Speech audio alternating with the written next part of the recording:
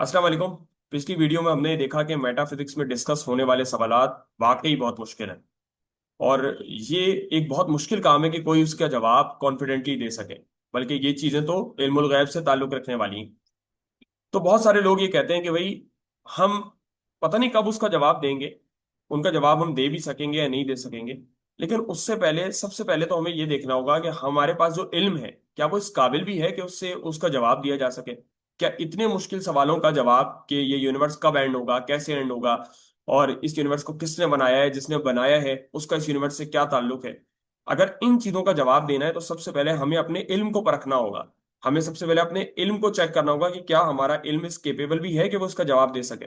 और ये फिलॉसफी की जिस ब्रांच में डिस्कस किया जाता है इसको कहते हैं एपिस्टेमोलॉजी। ये फिलॉसफी की ब्यूटी है। और आप ये देख रहे हैं कि इल्म जो आप तक पहुंचा है वो किस जराए से पहुंचा है, किन मेथड्स को यूज करते हुए पहुंचा है।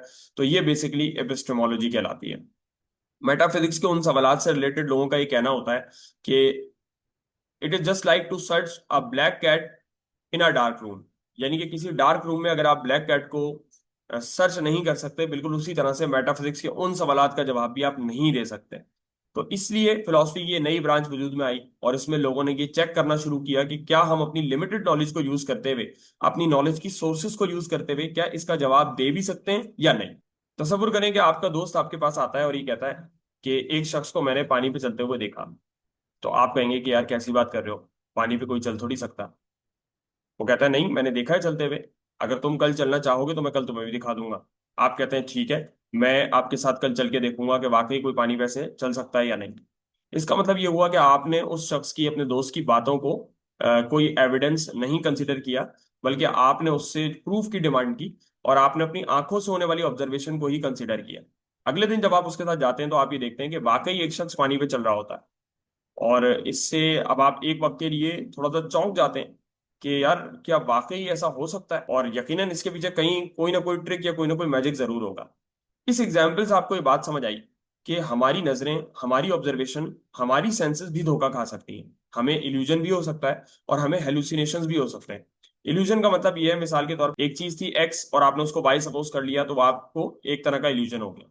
हेलुसिनेशन ये है कि आप किसी डीप इमोटिव स्टेट के अंदर हैं और ऐसे केस में आपको वो चीज नजर आ गई जो वहां पर मौजूद ही नहीं।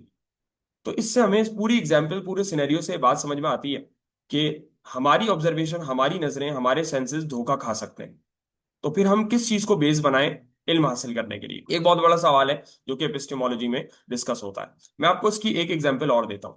मिसाल के तौर पे मेरे पास एक ग्रीन पेंसिल है। जब इस पर बल्ब से लाइट आकर पड़ती है वो लाइट इससे रिफ्लेक्ट होकर मेरी आंखों में जाती है और फिर मेरे दिमाग में, मेरे माइंड में मुख्तलिफ चीजों की कैटेगरीज बनी हुई हैं। उसमें एक कैटेगरी बनी हुई है कि पेंसिल कैसी दिखती है, पेन कैसा दिखता है। ये तमाम कैटेगरीज जो है ना वो मेरे माइंड में बनी हुई है।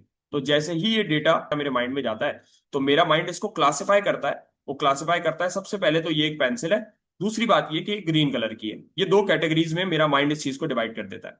अच्छा, ये काम इतना फास्ट होता है, इसमें किसी किस्म का कोई लैग होता नहीं है। ये काम इतना फास्ट होता है कि इसमें आपको कोई डिले फील नहीं होता। और आपको पता है कि जब कोई चीज बहुत फास्ट हो रही हो तो उसमें डिले फील नहीं होता, लेकिन प्रोसेस तो उसके पीछे होता है यकीनन। बिल्कुल इसी तरीके से जैसे अगर फैन चल रहा है तो फैन की जो ब्लेड्स हैं उनकी पोजीशन नहीं पता चलती, लेकिन हमें पता है कि वो जो ब्लेड्स हैं वो मौजूद भी हैं और वो मूव भी कर रहे हैं। अब इस पूरे सिनेरियो के अंदर दो तीन जगहों पर प्रॉब्लम्स है। एक ये, क्या पता ऐसा भी हो सकता है कि जो लाइट रे इस पे स्ट्राइक की हो और वो लाइट रे मेरी आंखों में आई हो, वो इसकी कंप्लीट इंफॉर्मेशन और कंप्लीट नॉलेज लेकर ही ना आई हो। कोई लाइट रे जो इससे टकराकर मेरी आंखों तक आई है, ऐसा भी तो पॉसिबल है कि उसमें इसकी कंप्लीट इंफॉर्मेशन हो ही ना। दूसरी बात यह है कि मेरे माइंड में जो कैटेगरीज मौजूद हैं वो तो वो कैटेगरीज है ना जो आज तक चीजें मैंने देखी हैं। यानी कि मैंने पेंसिल देखी है, मैंने पेन देखा है, मैंने शॉर्पनर देखा है, मैंने रबर देखा है, तो मुझे पता है कैसे नजर आते हैं। लेकिन एक ऐसी चीज जिसकी कैटेगरी ही मेरे दिमाग में मौजूद नहीं है, और अगर वो चीज मैं पहली बार देख लूं तो इसका मतलब ये है कि उसको भी मैं परसीव नहीं कर सकता, क्योंकि उसकी ऑलरेडी कोई कैटेगरी मेरे दिमाग में मौजूद नहीं है। और तीसरा इसमें प्रॉब्लम ये है कि मेरी आंखों ने जो इन्फॉर्मेशन मेरे माइंड को दी है, ऐसा भी तो हो सकता है कि उसमें किसी किस्म का कोई चेंज आ गया हो। यही तो वजह है कि हमें इल्यूजन्स और हेलुसिनेशंस होते हैं। अगर हम इन तीनों चीजों को कंसिडर कर लें तो इसका मतलब कभी हम ये कह ही नहीं सकते कि हमने किसी चीज को उसकी रियलिटी में जाकर परसीव किया और अब हम अपनी नॉलेज पर रिलाई नहीं कर सकते। ये वो डेप्थ है जिस डेप्थ में जाकर एपिस्टेमोलॉजी चीजों को डिस्कस करती है। अगर आपने ये देखना है कि फिलोसफी में चीजों को कितनी गहराई में जाके एनालाइज किया जाता है तो एपिस्टेमोलॉजी आपको उसका आंसर करती है। उम्मीद है आपको ये वीडियो पसंद आई होगी और अगली वीडियो में इंशाल्लाह आपसे मुलाकात होगी।